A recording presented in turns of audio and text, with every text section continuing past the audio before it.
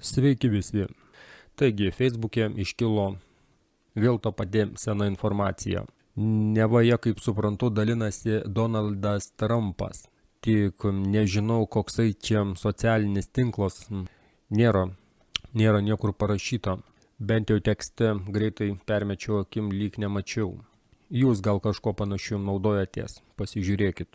Na, o informacija, kaip suprantat, vėl apie medicininės lovas. Na kągi aš manau apie tai. Man iš tikrųjų labiau primena pasakas. Labiau primena pasakas tos lovos. Kažkaip nesinori tikėti, kad tokios lovos egzistuoja pas mus. Manau, kad ir tie patys valdžioje sėdintys gerokai sveikesni atrodytų, nei dabar yra. Nes kas jau kas, o jie tai naudotųsi tokiom paslaugom. Aš taip manau, ar ne? Mes pažiūrėsime, ką ten straipsnėje rašo. Gaila, nėra jokių nuorodų, nieko, tik ši nuotrauka. Nežinau, iš kokių socialinių tinklų tą nuotrauką. Bandžiau šiek tiek paieškoti, bet kažkaip neradau.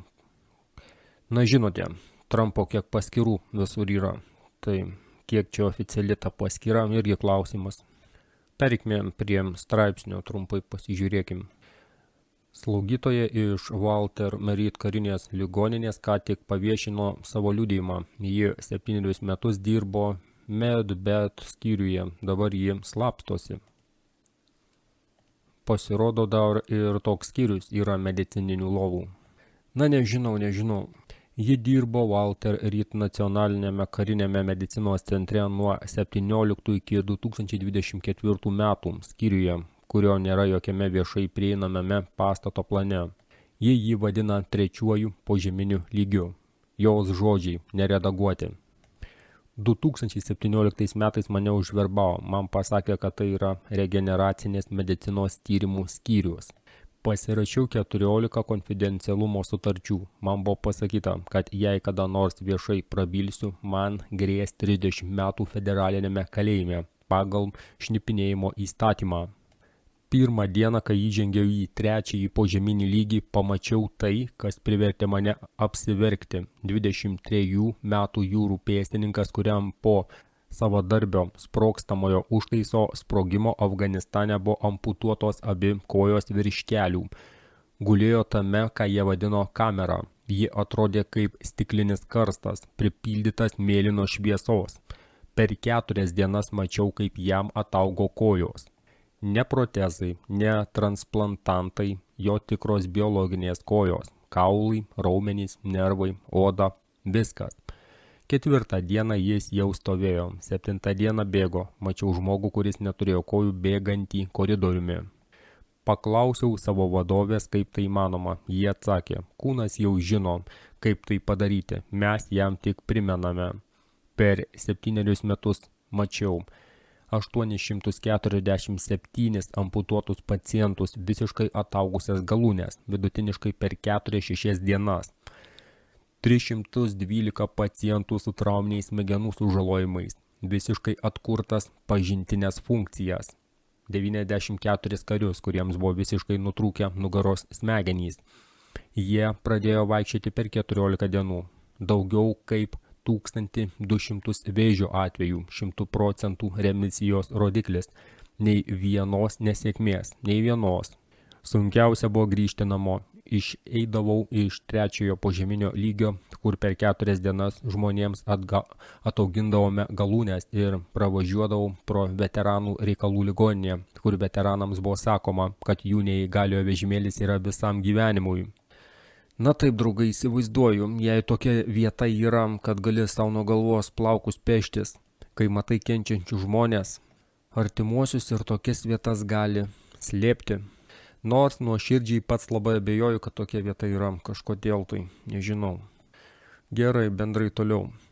Per žinias matydavau vaikus mirštančius nuo leukemijos ir aš žinojau, kad mes turime vaistą vos už maždaug 12 metrų po žeme.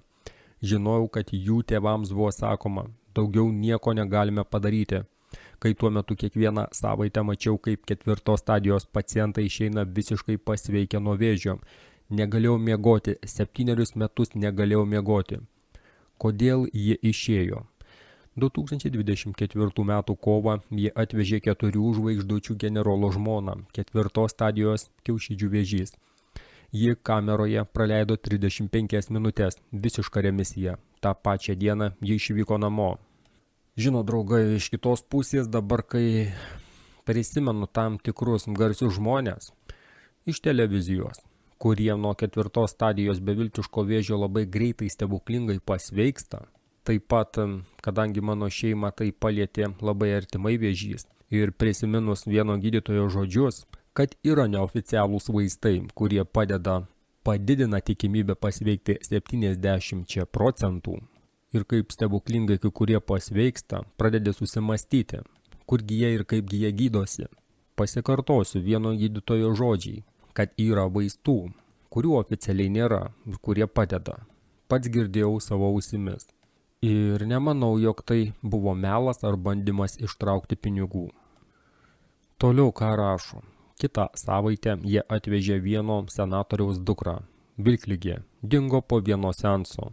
Ta patį mėnesį per žinias pranešė, kad 2023 metais nuo vėžio mirė 600 000 amerikiečių. 600 000 žmonių mirė, o aš tuo metu mačiau, kaip generolų žmonos būdavo išgydomos per 35 minutės. Kitą dieną išėjau iš darbo, nebegalėjau to nešti. Kodėl ji kalba dabar? Prezidento vykdomasis įsakas viską pakeitė. Jei ši informacija išslaptinama, mano konfidencialumo sutartis nebegalioja. Jei ši technologija tampa vieša, tada mano tylėjimas jau nebesaugo nacionalinio saugumo. Jis saugo žudikus. Na, žinote, draugai, tokie straipsniai be jokių nuorodų, be nieko, tai tik tai man iš tuščio į kiaurą. Taip paskaitai, taip gražu iš vienos pusės, iš kitos pusės liūdna, jeigu tokie dalykai yra, o žmonės miršta. Na gerai, toliau skaitom.